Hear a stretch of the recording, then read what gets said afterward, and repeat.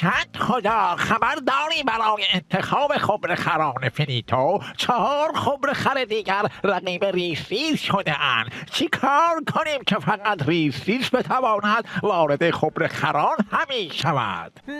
بگذار کمی فکر کنم.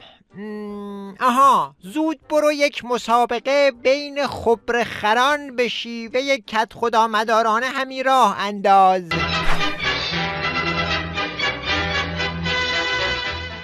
حال فینیتو همکنون یک مسابقه پیچیده و نفسگیر بین خبرخران برگزار می شود.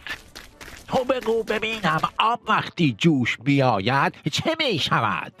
به صورت بخار در بیایندی و به هوا می روندی. نه خیر، آب داغ می شوندی و تو را از خبرخران می سوزانندی. بنابراین ریسیس اول می باشندی. نفر بعدی، تو بگو ببینم زغال جکسون به چه کار می آیندی؟ به کار کت خدا می آیندی که هر شب به فضا بروندی. ای مردک بی علم فضول، آن زغال برای سوزاندن زبان درازت می باشندی. به این ترتیب رد شدندی.